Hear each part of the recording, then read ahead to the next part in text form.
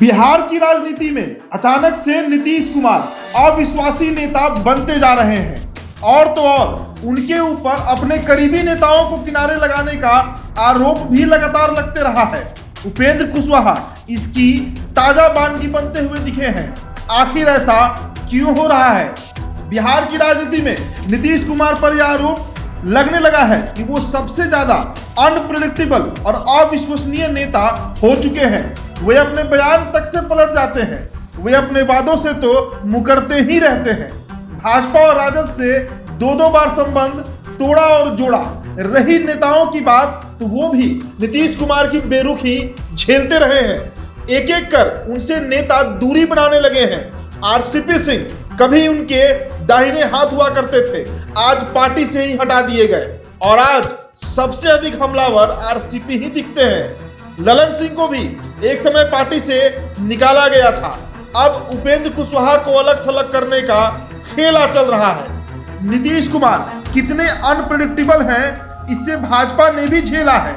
2013 से लेकर 2015 तक भाजपा इनकी नाराजगी के शिकार रही। 2015 में तो विधानसभा का चुनाव राजद के साथ मिलकर लड़ा और सरकार भी बना ली, लेकिन बीच में ही राजद से बिदक गए और भाजपा के साथ जाकर सरकार बनाई। ऐसा उन्होंने तब किया जब उन्होंने 2015 में न जाने कितनी बार कहा कि मिट्टी में मिल जाएंगे लेकिन भाजपा में नहीं जाएंगे, पर राजद को छोड़ते वक्त जरा भी नहीं सोचा कि जनता के मैंडेट का अपमान हो रहा है।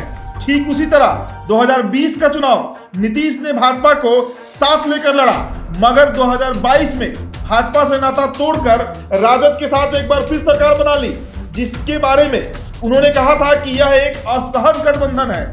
इन दोनों स्थितियों में लोकतंत्र की मर्यादा बताने के लिए चुनाव में नहीं गए, लेकिन अपनी कुर्सी पर विराजमान जरूर रहे।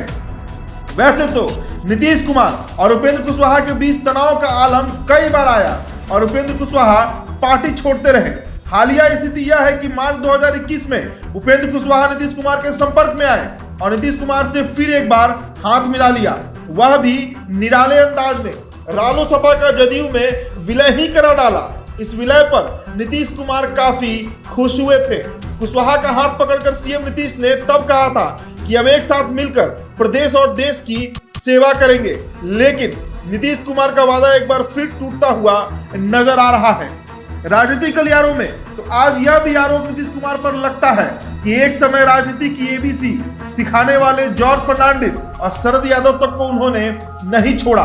उपेंद्र कुशवाहा ने भी इस बात को उजागर करते हुए कहा कि अंतिम समय में शरद यादव ने काफी रुआंसे होकर बताया था कि कैसे उनके शिष्यों ने अंतिम समय में उनका फोन तक उठाना बंद कर दिया था। और रही बात आरसीपी सिंह की, तो नीतीश कुमार और आरसीपी का संबंध तब से था जब नीतीश कुमार केंद्र में मंत्री थे और आरसीपी सिंह आईएएस अधिकारी के तहत उनके मंत्रालय से जुड़े हुए थे। बाद में वो राजनीति में आए और नीतीश कुमार के सबसे करीबी नेता बन गए, लेकिन एक समय ऐसा भी आया जब उन्हें दूध में मक्खी की तरह निकाल दिया गया। आज के राजनीतिक हालात पर आरसीपी कहते हैं कि नीतीश के मंत्री अनाप शनाप बयानबाजी कर समाज को तोड़ने की बात कर रहे हैं। इसके बावजूद मुख्यमंत्री आखिर चुप क्यों है?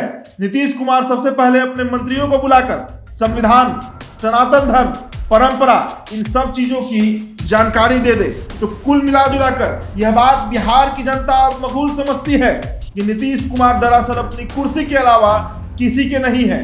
किसी के नहीं मतलब किसी के भी नहीं है।